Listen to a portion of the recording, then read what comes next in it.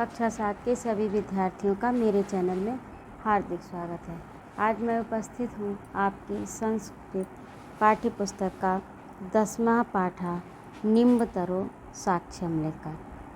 तो आइए पहले इसकी हिंदी देखते हैं। पुरा एकस्मिन् ग्रामे मनोहर धर्मचंद्रश्च द्वै मित्रे प्रतिवसतः। पुरा यानी प्राचीन समय में एकस्मिन एक ग्रामे गांव में मनोहर और चा लगा है तो चा का अर्थ होता है और मनोहर और धर्मचंद्र दो मित्रे दोस्त प्रतिवस्था रहते थे। तो विदेशात धनम अर्जित्वा नीतवन्तौ। तो वे दोनों विदेशात विदेश से धन अर्जित्वा अर्जित कर अर्थात कमा कर नीतवन्तौ लाए। तो विचारवंतो तो माने वे दोनों विचारवंतो उन दोनों ने विचार किया कि यद ग्रहे इदम धनम सुरक्षितम न स्यात्। उन दोनों ने विचार किया कि यद ग्रहे इदम धनम यह धन ग्रह में धनम सुरक्षितम न स्यात् कि उन दोनों ने विचार किया कि यह धन घर में सुरक्षित नहीं है। एव विमृश्य तद धनम एकस्य वृक्षस्य मूले गर्त विधाय निक्षिप्तवन्तौ। ऐसा विचार विमर्श कर तद धनम उस धन को एक वृक्ष की मूल में गर्त गड्ढा विधाय निक्षिप्तवन्तौ। एक गड्ढा उन्होंने बनाया एक वृक्ष की मूल में यानी मूल जड़ के नीचे और निक्षिप्तवन्तौ उसमें उस धन को रख दिया। दौर मध्य परस्परम मतैक्यम और उन दोनों के बीच में दो मध्य माने बीच में परस्परम आपस में मतैक्यम ये मत हुआ ये विचार बना कि अभवत ये इस प्रकार का मत बना कि यत यस्मै आवश्यकता भविष्यति इसकी जिसे जब आवश्यकता पड़ेगी सह अपरेण वह दूसरे के सह माने साथ आगत्य माने आकर निष्कासयिष्यति यानी इस धन को निकाल लेगा। जब कभी भी इस धन की आवश्यकता पड़ेगी जिसे तो वह दूसरे के साथ आकर इस धन को निकाल लेगा। आगे है मनोहरा सरला सत्यनिष्ठा चा आसीत किंतु धर्मचंद्रा अतीव चतुरा छद्म बुद्धिश्च आसीत। मनोहर सरल और सत्यनिष्ठ था। चा आसीत चा का अर्थ और सरल और सत्यनिष्ठ था किंतु धर्मचंद्र अतीव अत्यंत चतुर यानी चालाक छद्म बुद्धि यानी छल कपट दूसरों को धोखा देने वाला छलने वाला था। धर्मचंद्र अन्येदु निभृतम गत्वा सर्वधनम आहरतवान। धर्मचंद्र ने क्या किया अगले दिन जाकर निभृतम गत्वा सर्वधनम वहाँ पर जाकर जो धन छिपा कर रखा गया था आहरतवान ले आया। ततश्च धर्मचंदा मनोहरम अवोचत और अपने घर में धन लाने के बाद में उसने क्या किया धर्मचंद से मनोहर से कहा धर्मचंद्र ने कि हे मित्र चलो किंचित धनम आहर्तव्यम कि कुछ धन लाना चाहिए। दो अपि वृक्षस्य अंतिकम आगत बंतो। दो मानी दोनों अपि माने वे दोनों वृक्ष के अंतिकम समीप आगत बंतो आ गए। वे दोनों जो थे वो वृक्ष के समीप आ गए। तत्र धनम नासीत वहाँ पर धन नहीं था। जब उन्होंने वहाँ पर आकर देखा दोनों ने तो दोनों ने देखा कि वहाँ पर जहाँ धन रखा था नहीं है। धर्मचंद्रा मनोहरम आक्षिप्तवान। धर्मचंद्र ने मनोहर पर आक्षिप्तवान माने आरोप लगाया कि ये तेन धनम अपहृतम कि तुमने धन का हरण कर लिया है। ततस्तौ विवाद मानो अब उन दोनों के बीच में झगड़ा होने लगा विवाद होने लगा और वो इस प्रकार से झगड़ते हुए राजा नाम प्रतिगच्छतः राजा के पास पहुँचे चले गए।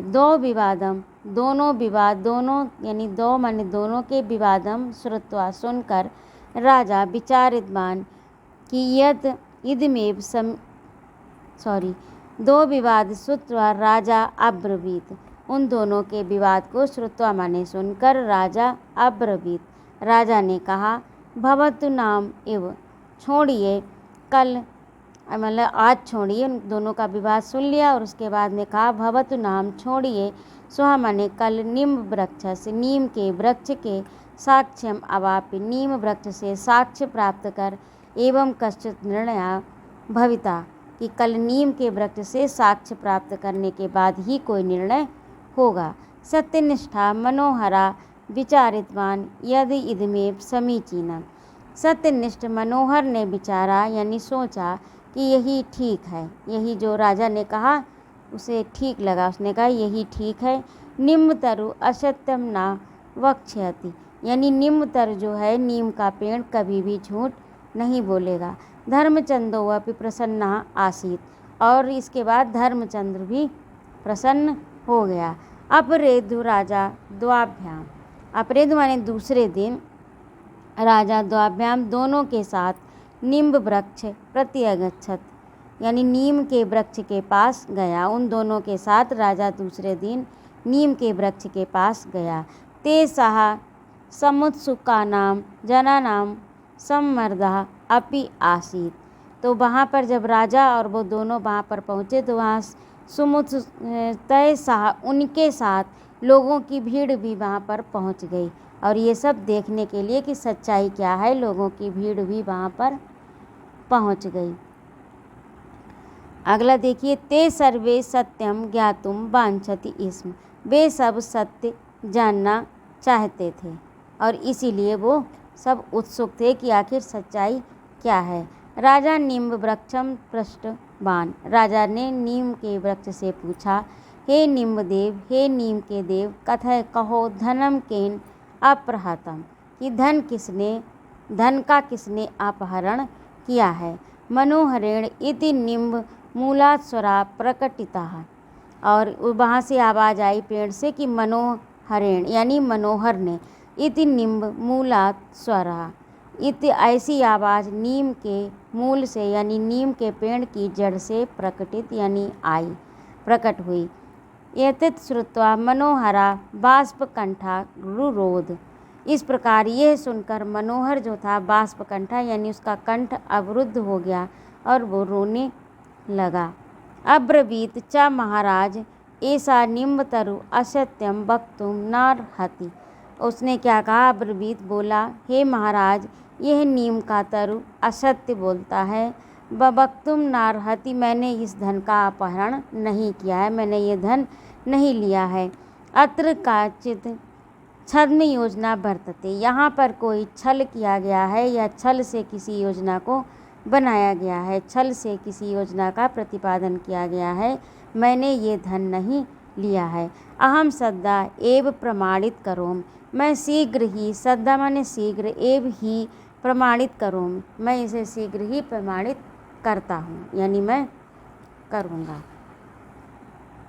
मनोहरा शुष्केन धनम संहरति वृक्षमूले निधाय अग्निम प्राज्वलित बाण, और मनोहर ने क्या किया, शुष्के से यानी सूखा ईंधन लाकर संहरति इकट्ठा कर वृक्ष के मूल, वृक्ष की जो जड़ थी जहाँ पर धन रखा था, जहाँ से आवाज़ आई थी, वहीं पर सूखे ईंधन को इकट्ठा किया और अग्नि प्राज्वलित बाण, और उसमें आग लगा दी यानी आग जला दी। तत्काल में वृक्ष मूलाति, उसी समय तुरंत वृक्ष मूलात, वृक्ष के मूल से रक्षतु रक्षतु इति स्वर संयोगम श्रुतः, रक्षतु रक्षतु अर्थात मेरी रक्षा कीजिए, रक्षा कीजिए, ऐसा स्वर सुनाई दिया।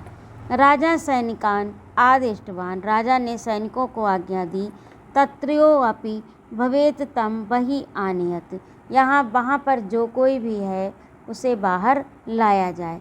सैनिका वृक्ष कोटरे स्थितम जनम वही आनीतवंतः, और सैनिकों ने क्या किया, वृक्ष की कोटर में जो छिपा था जन उसको बाहर ले आए।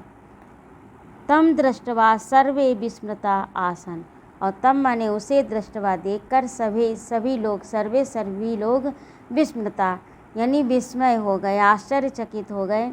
यतो ही सा धर्मचंद्र से वृद्ध पिता आसीत, यह तो धर्मचंद्र का बूढ़ा पिता था।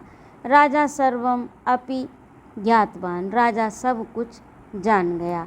सह पितरम पुत्रंच कारागारे निक्षिप्तवान। उसने पिता और पुत्र को कारागार में यानी जेल में डाल दिया। अपि चा तत्सर्वं धनम सपुरस्कारम मनोहराय संपरता समाजितवान। और वो जितना भी धन था वो सब पुरस्कार स्वरूप मनोहर को समर्पय यानी समर्पित कर दिया। तम समाजितवान और उसको सम्मानित किया। तो ये था आपका पाठ का अनुवाद हिंदी। अब आगे देखिए शब्दार्थ।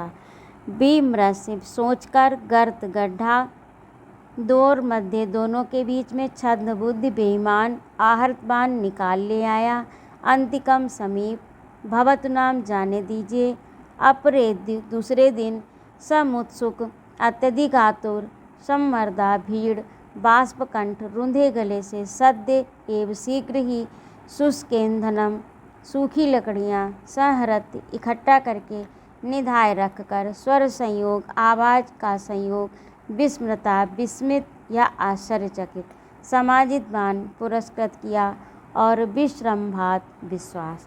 तो ये आपके शब्द अर्थ हैं, इन्हें आप अपनी उत्तर पुस्तिका में लिखिए और याद करिए। अगला है आपका अभ्यास कार्य में उच्चारणम कुरुत पुस्तिकायां च लिखति। तो इनको भी अपनी उत्तर पुस्तिका में लिखना है। आगे देखिए दूसरे में है दूसरा प्रश्न है एक पदेन उत्तरत, एक पद में उत्तर दीजिए। तो यथा मनोहरस्य मित्रम कः आसीत्, यानी मनोहरस्य, तो मनोहर का मित्रम कः माने कौन था, तो इसका उत्तर है धर्मचंदा। इसी प्रकार से जो 4 प्रश्न दिए गए हैं इनके उत्तर आप लोगों को लिखने हैं। तो का में देखिए तौ अर्जित धनम कुत्र निक्षिप्तवन्तौ, तो उन्होंने अपना धन जो था अर्जित किया हुआ कमाया हुआ कहाँ रखा था, तो वृक्षस्य मूले। और मनोहरस्य स्वभाव कीदृशा आसीत्, तो मनोहर कैसे स्वभाव का था, सरला सत्यनिष्ठा च। और अन्येदु सर्वधनम कः आहृतवान, किसने वो धन चुराया था या किसने निकाल लिया था, धर्मचंद्र ने। और वृक्ष कोटरे कः आसीत्, तो वृक्ष कोटरे धर्मचंद्रस्य पिता। अगला देखिए मंजूषाता क्रियापदानि चित्वा वाक्यानि पूरयति। मंजूषा से वाक्य चुनकर क्रियापदानि चुनकर वाक्यों को पूरा कीजिए। तो का में है तो विदेशात धनम अर्जित्वा नीतवन्तौ, और खा में है धर्मचंद्रा अतीव चतुर छद्म बुद्धिश्च आसीत्, ततस्तौ विबधमानो प्रतिगच्छत राजानः। ये यहाँ पर आपको लिखने, यहाँ पर जगह नहीं थी इसलिए मैंने यहाँ लिख दिया। और ये अगर समझ में ना आए तो आप अपनी उससे पुस्तक से देखिएगा, पाठ में दिया है शब्द। घा में देखिए निम्ब तरु असत्यम न वक्ष्यति, और डा में है सा पितरम पुत्रंच कारागारे निक्षिप्त बाण। तो इन्हें भी आप अपनी उत्तर पुस्तिका में लिखिएगा। 4 में देखिए रेखांकित पठेषु कारकस्य नामोल्लेखम कुरुत। तो इसमें कारक जो है, ये जो रेखांकित है जिसके नीचे अंडरलाइन है, इसमें कौन सा कारक है ये आपको इस कोष्ठक में लिखना है। तो पहले का तो दिया है साग्रामा गच्छति, तो कर्म कारकम, तो विदेशात धनम अर्जित्वा नीतवन्तौ, तो विदेशात में है अपादान, और अपरेण में है करण कारक, वृक्षस्य में है संबंध कारक, और सैनिकान में है करण कारक कर्म कारक, और सैनिका वृक्ष कोटरे स्थितम जन्म आनीत बनता, तो इसमें अधिकरण कारक। तो इस प्रकार से ये आपका चौथा भी हो गया। अगला देखिए संधि विच्छेद करो। तो संधि विच्छेद में पहला है धर्मचंदस, तो धर्मचंद प्लस चा, द्वयोर मध्य द्वय प्लस मध्य, सुमुत्स का नाम सम उत्सुका नाम, और शुष्केन धनम, तो शुष्क ईंधन। और अगला 5-6 में देखिए रेखांकित पदानि अधिकृत्य प्रश्न निर्माणम कुरुत। तो ये जो रेखांकित पद हैं इनको आधार बनाकर प्रश्नों को लिखना है, प्रश्न बनाने हैं। तो पहला है कामे एकस्मिन् ग्रामे 2 मित्रे प्रतिवसत। तो एकस्मिन् के स्थान पर आएगा कस्मिन् ग्रामे 2 मित्रे प्रतिवसताः। और खा में है तौ विदेशात, तौ के स्थान पर आएगा कौ विदेशात, और ये पूरा आपको लिख देना है जिस तरह से मैंने लिखा है। गा में धर्मचंद अतीव चतुरा छद्म बुद्धिस्ट आसीत, तो इसमें धर्मचंद अतीव चतुरा, तो यहाँ पर धर्मचंद्र के स्थान पर आएगा का, यानी का अर्थ कौन, तो ये यहाँ पर लिख देना है जिस तरह से मैंने लिखा है उसी तरह से आप लिखिएगा। और साथ में है संस्कृत भाषायाम अनुवादम कुरुत, संस्कृत भाषा में अनुवाद करिए। तो अनुवाद में का में है एक गांव में दो मित्र रहते थे, एकस्मिन् ग्रामे द्वय मित्रे प्रतिवसतः, वे दोनों विदेश से धन अर्जित कर ले आए। तौ विदेशात धनम अर्जित्वा नीतवन्तौ, मनोहर सरल और सत्यनिष्ठा, मनोहरा सरला सत्यनिष्ठम च आसीत। और अगला है घा में सैनिका वृक्ष कोटरे स्थितम जनम वही आनीतवन्तः। तो इस तरह से आपका ये अभ्यास कार्य भी पूरा हुआ। आशा है आपको समझ में आया होगा। यदि ना समझ में आया हो तो कृपया मेरे कमेंट बॉक्स में लिखिएगा।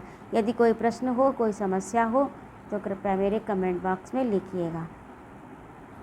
उपस्थित रहने के लिए बहुत बहुत धन्यवाद। जय माँ भारती।